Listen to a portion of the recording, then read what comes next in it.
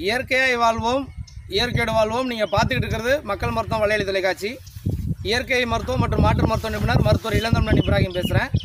என்னுடைய பழைய வீடியோ புதிய வீடியோ எழுதி பார்க்கணும்னா கீழே இருக்கிற பெல் பட்டன், பக்கத்தில் இருக்கிற சப்ஸ்கிரைப் பட்டன் ரெண்டு எழுத்துங்க. ஃபேஸ்புக், வாட்ஸ்அப்பில் மற்றவங்களுக்கு ஷேர் பண்ணுங்கள். நம்முடைய பாரம்பரிய மருத்துவத்தையும் பாரம்பரிய விவசாயங்களையும் காப்பாற்றுறதுக்காக செய்யப்படுற சேனல் உங்களுடைய ஆதரவு எனக்கு தொடர்ந்து கொடுங்க.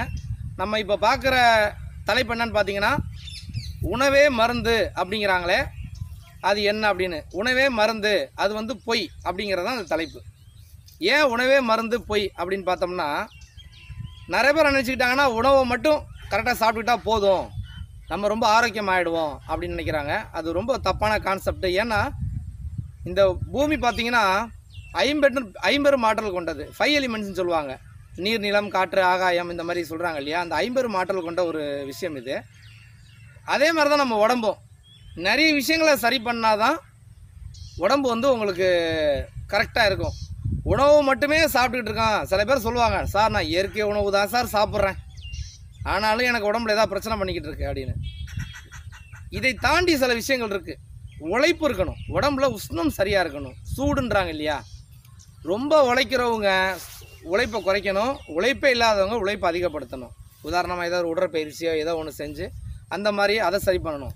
நல்ல சுத்தமான காற்றை நல்லா சுவாசிக்கணும். அதே மாதிரி நல்ல சுத்தமான நல்ல தண்ணீர், நல்ல மினரல்ஸ்லாம் இருக்கிற தண்ணீர்லாம் குடிக்கணும். மனசெல்லாம் அமைதியாக வச்சுக்கணும். இந்த மாதிரி நல்லா தூங்கணும். இந்த மாதிரி எல்லாம் சேர்ந்தால் மட்டும்தான் ஒருத்தங்க ஆரோக்கியமாக இருக்க முடியும். சும்மா நான் இயற்கை உணவு சாப்பிட்றேன், சிறுதானியம் சாப்பிட்றேன், பழங்கள், அதையும் என்கிட்ட சில பேர் சொல்லுவாங்க, சார் 3 வேளையும் நமக்கு பழம் தான் சார், அதெல்லாம் எங்கள் வீட்டில் என்ன சொன்னாலும் கேட்க மாட்டேன் சார்லாம் சொன்னவங்களாக இருக்கிறாங்க. ஆனாலும் எனக்கு பிரச்சனையாக இருக்கும். உங்களுக்கு பிரச்சனையாக தான் இருக்கும். ஏன்னா உணவை மட்டுமே நம்புறதுங்கிறது பிரச்சனை தான். அப்போ மற்றதை யார் பாப்பா? யோசிச்சு பாருங்கள். உழைக்கிறது உங்கள் உடம்புல சூடு குறைவாக இருக்கா கம்மியாக இருக்கான்னு உங்களுக்கே தெரியும். நம்ம அதிகமாக உழைக்கிறோமா உழைப்பு இல்லாமல் இருக்கோமா?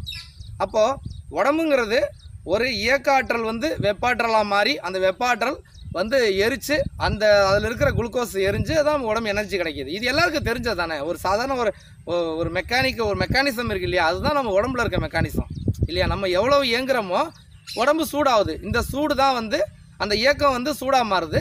அந்த சூடு தான் வந்து நம்ம உடம்புல இருக்கிற குளுக்கோஸுங்களை எரிக்குது.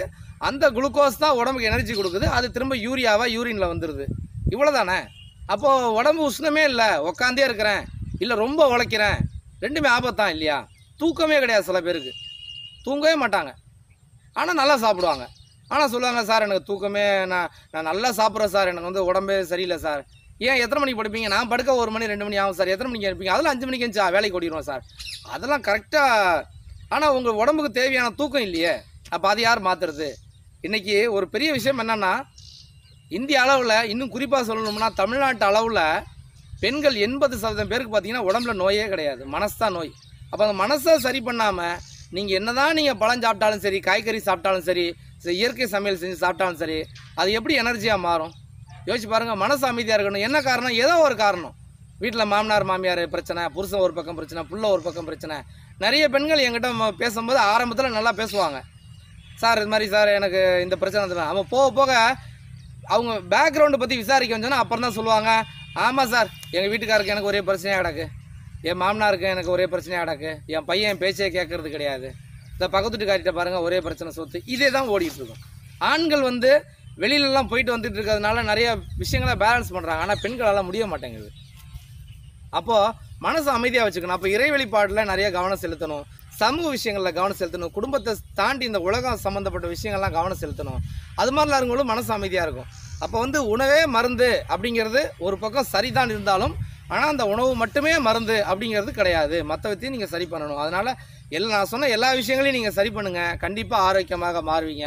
என்னோடய வீடியோ உங்களுக்கு கண்டிப்பாக பிடிச்சிருக்குன்னு நம்புகிறேன். கீழே இருக்கிற பெல் பட்டன், பக்கத்தில் இருக்கிற சப்ஸ்கிரைப் பட்டன் நிறைய அழுத்துங்க. ஃபேஸ்புக், வாட்ஸ்அப்பில் மற்றவங்களுக்கு ஷேர் பண்ணுங்கள்.